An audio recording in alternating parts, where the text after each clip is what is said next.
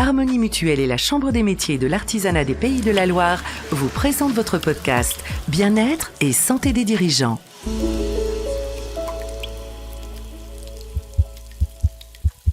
La baisse de l'activité, la pression pour atteindre les objectifs, l'instabilité de la santé financière de l'entreprise, un rythme de travail excessif, le poids des responsabilités, le manque de personnel, un conflit avec un salarié.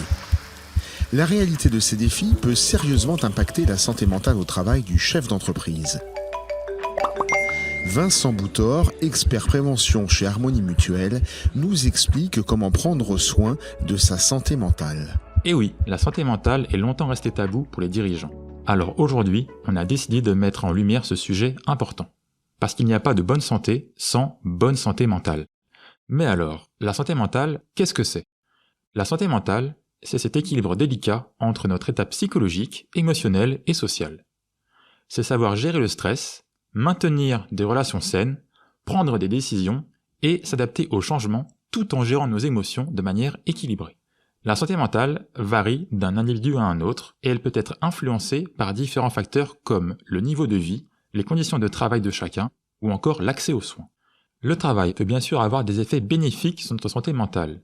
Il fournit une source de revenus, il est source de lien social et participe à l'estime de soi. Mais le travail peut aussi impacter de manière négative votre santé mentale. Entre les journées sans fin, les délais serrés ou encore des objectifs parfois inatteignables, le stress, l'anxiété et les troubles du sommeil peuvent rapidement s'inviter. Des signaux faibles peuvent se manifester, comme la nervosité, la difficulté à coopérer, la perte d'efficacité, mais aussi des douleurs physiques ou des troubles alimentaires. Si c'est votre cas, sachez que vous n'êtes pas seul. 70% des artisans avec plus d'un salarié vivent un stress intense. Près de 50% se sentent souvent, voire tout le temps fatigués, et 65% d'entre eux n'arrivent pas à concilier leur vie professionnelle et personnelle. Face à ces chiffres, il faut rester en alerte. Investir dans votre santé mentale, c'est investir pour votre santé globale et celle de votre entreprise. Alors, que pouvez-vous faire ? Savoir reconnaître vos limites et créer un environnement de travail sain sont des éléments importants. Vous pouvez aussi intégrer des pauses courtes mais régulières dans votre journée, ou encore vous concentrer sur vos réussites. Enfin, n'hésitez pas à vous faire accompagner et à demander de l'aide.